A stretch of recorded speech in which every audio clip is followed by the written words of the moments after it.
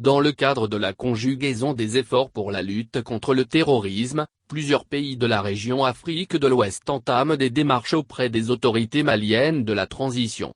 À la suite de la Guinée et du Sénégal, le Burkina Faso aussi fait son entrée à l'école du colonel Assimi Goïta, président de la transition.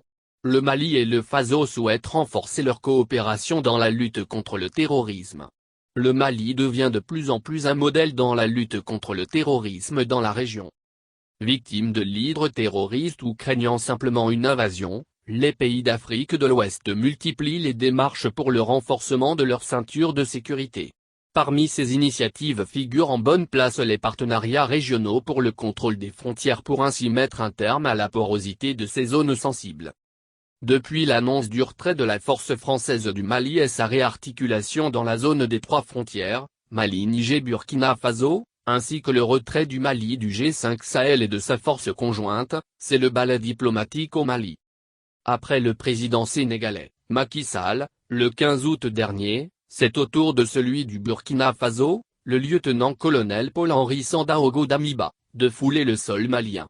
C'est au Mali avec lequel son pays partage près de 1400 km de frontières que le chef d'État du pays des hommes intègres a décidé d'effectuer sa première visite à l'étranger depuis son accession au pouvoir. Vers 14h30, ce samedi 3 septembre, l'avion du successeur de Roch Marc Christian Kaboré s'est posé sur le tarmac de l'aéroport international président Modibo Keïta de Bamako-Senou. Le président Damiba est accueilli par son homologue malien de la transition, Col. Assimi Goïta. Les deux hommes en kaki militaire obéissent d'abord aux traditions en se prêtant au devoir patriotique du chant des hymnes nationaux, celui du Burkina et ensuite celui du Mali, avant de procéder à la revue des troupes et à la salutation des corps diplomatiques et consulaires. La diaspora burkinabé au Mali était également sur place en plus du Premier ministre malien par intérim accompagné des membres de son gouvernement. Cet accueil a été couronné par un premier entretien entre les deux délégations dans les halles du pavillon présidentiel de l'aéroport de Bamako-Senou. Ensuite le président Goïta a accompagné son hôte du jour au palais de Koulouba, où les deux chefs d'État ont eu un tête-à-tête, qui a été ensuite élargi aux membres des deux délégations. Au cœur des échanges, les défis auxquels les transitions dans ces deux pays sont confrontés. Selon les précisions de l'auteur de Armées ouest-africaines et terrorisme. Réponse incertaine. Les questions sécuritaires ont occupé une place centrale dans les discussions. Le Burkina entend surtout renforcer ses liens avec le Mali dans le cadre de la lutte contre le terrorisme. Car Damiba a expliqué ces violences terroristes et extrémistes comme émanant en partie de la faiblesse des États à contrôler leur territoire.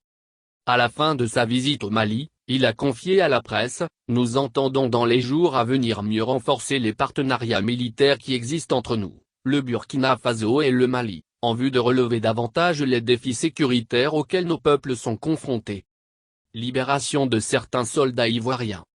Ces deux pays sont confrontés, depuis quelques années, à des attaques terroristes meurtrières et destructrices, dont les civils paient le plus lourd tribut. Pour rappel, le 23 avril dernier, une délégation du président Damiba était venue en précurseur au Mali. Cette délégation, conduite par le commandant des opérations du Théâtre national, le lieutenant-colonel Yves Didier Bamouni, avait été reçue à Koulouba par le président malien, Assimi Goïta autour de cette nécessité de renforcement de la coopération entre les deux pays dans le cadre de la lutte contre le terrorisme. Le Mali et le Burkina Faso ont en partage, près de 1400 km, de frontières et sont engagés dans la lutte contre des groupes armés terroristes avait indiqué la présidence du Faso. S'agissant de la question des 49 militaires ivoiriens détenus au Mali, le président burkinabé de la transition n'a pas souhaité communiquer sur le dossier. Toutefois, il est à noter que le chef d'État du pays des hommes intègres est attendu en Côte d'Ivoire, le 5 septembre prochain, pour une visite d'amitié et de travail au cours de laquelle il aura des entretiens avec le président Ouattara sur des sujets d'intérêt commun.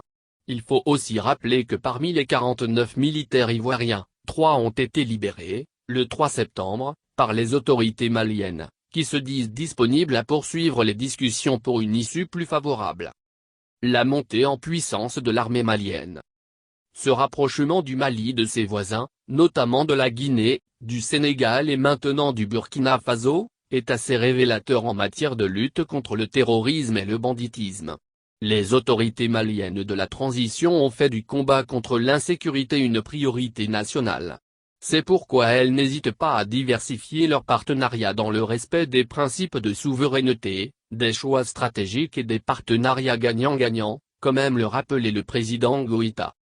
Avec cette montée en puissance de l'armée malienne, les pays voisins se voient dans l'obligation de renforcer leur coopération avec le Mali en vue d'éviter que leurs frontières ne soient pas un nid pour les terroristes fuyant la puissance de feu de l'armée malienne et de ses nouveaux partenaires.